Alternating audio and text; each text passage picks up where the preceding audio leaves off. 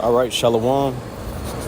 I want to start by giving all praises, honor, and glory unto Yahweh, Bahashem, Yahawashi, Bahashem, Rachak Wadash. Double honors to the apostles and the elders of Great Millstone who teach and rule well, and also to their elders, the men that taught them. I pray the Lord have peace, blessings, and mercy upon the households of the hopeful elect. This is the brother Shema Wan from the Great Millstone Houston Church. And real quick this morning, I want to go into Matthew, the 10th chapter, going into how a family is going to be divided, how the Lord is not coming to send peace, amongst everybody and to everybody on the world. But looking at these scriptures and applying them to the times that we're in, we're in the season where we're going to see families getting divided and separated. And mind you, one of the things that especially these American families, especially these damn American Christian-based, Jesus freak families, the glue that holds them together is money. 9 times out of 10, the majority of these families, what holds them together, what keeps it running smooth, is the fact that money is coming in. Now, just wait until these things, continue to get more uncomfortable. Just watch how these people are going to fold in whatever they thought, whatever love they thought they had towards one another. Just watch how that shit is finna just deteriorate, just disappear and vanish away.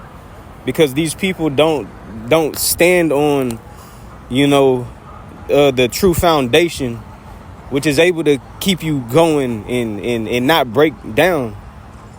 So with that being said, I want to get into it, and I pray this lesson be edifying. Just a few thoughts I had this morning. Let's start here. Matthew chapter 10. Matthew chapter 10 and verse 32. It says, "Whosoever shall confess me before men, him will I confess also before my Father which is in heaven.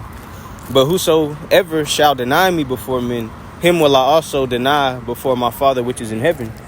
And thinking about the days that we're in, who is out? We don't have Yahawashi walking the earth right now, right? No, he has prophets, he has men down still on this earth till today, teaching, exalting, and uplifting his name in the earth, man. And people who don't want to get down with it, people who reject it, and people who want to stay in that Western Christianity mindset, these people are going to find out the hard way. Denying Yahawashi ain't just light. No matter what it seems to be, just because people don't believe in how they try to deem this teaching as something negative. The true teachings of the Bible, which is found amongst the men of Great Millstone and like-minded camps that teach the same doctrine. But these people are going to find out that you can't just reject Yahawashi and expect your life just to end, in peace. All right, that's why the beauty of it is nobody is finna escape from them slandering or them using Yahawashi as a doormat. None of those things are finna go just swept under the rug, man.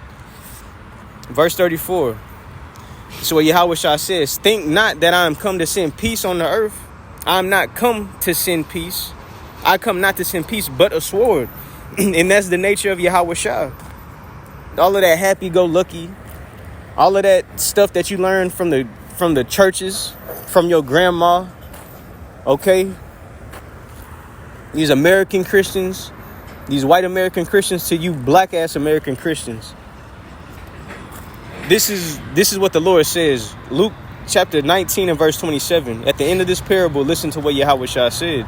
"But those mine enemies, which would not that I should reign over them," they don't want Yahawashi to rule over them. It's a problem whenever Yahawashi is in the picture, right? "Bring hither and slay them before me." The Lord is not playing. The Lord is not in his feelings. The Lord is not coming back to to be a sacrifice. Now the Lord is coming back to judge. All right. Going back to it. Matthew 10 and verse 34. Think not that I am come to send peace on earth. I come not to send peace, but a sword. Verse 35. For I am come to set a man at variance against his father. The Lord is finna divide. And the daughter against her mother, and the daughter-in-law against her mother-in-law. And a man's foes shall be they of his own household. And understanding that, those that denied Yahawashi, those that, want to reject him, you think it's finna be, peaches and cream for these same individuals? The one that's able to save from the dangers, that's who's coming back. But you deny him, and people expect, like no bad or no evil to ever come your way? No, sir. A man's foes shall be they of his own household. Niggas will not be stable. Why? Because of the foundation is off. Real quick, I believe. Oh, I'll just jumping up. Yahawashi said something in verse 30. But the very heads of your hairs are all numbered.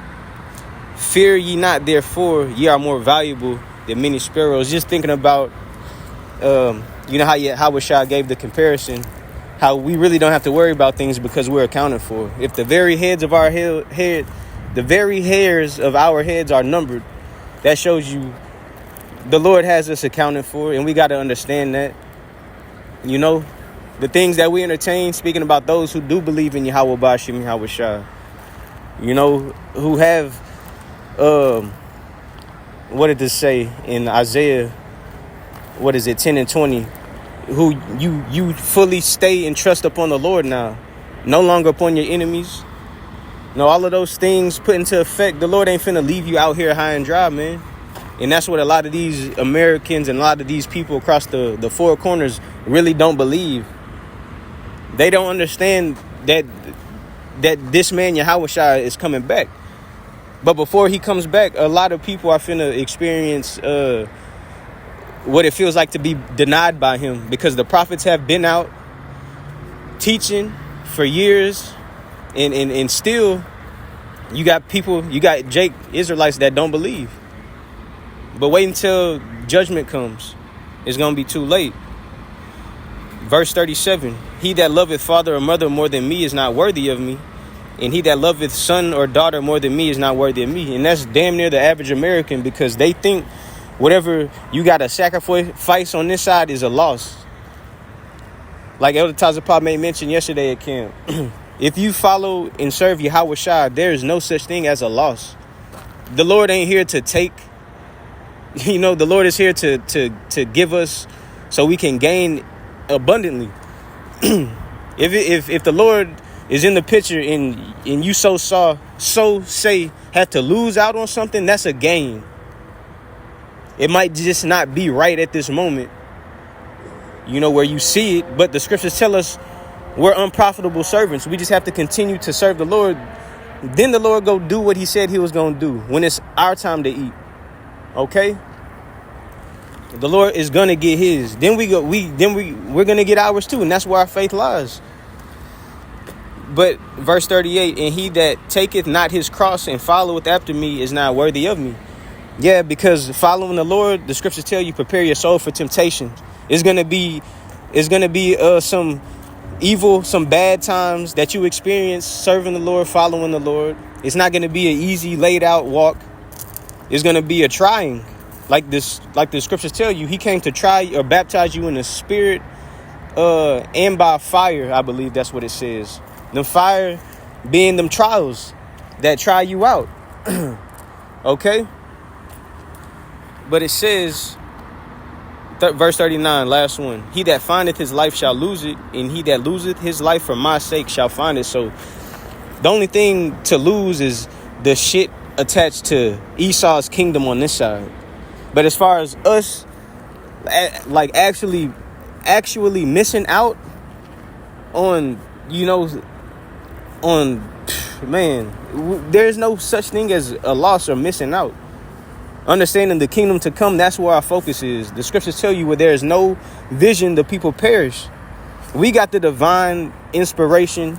We got the insight on what's to come, on what's promised. And that's all we got to remain, that's all that has to remain. That vision has to remain in effect.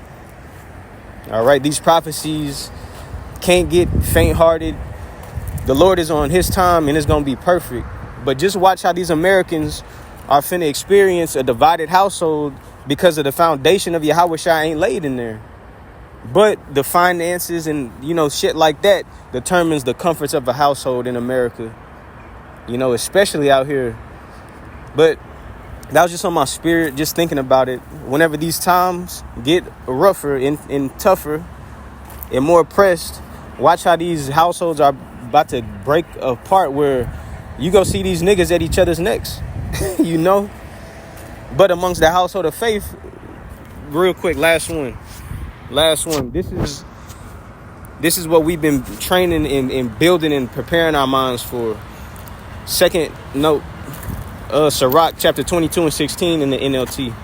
No, GNT, it says, a wooden beam can be put into a building so firmly that an earthquake cannot shake it loose.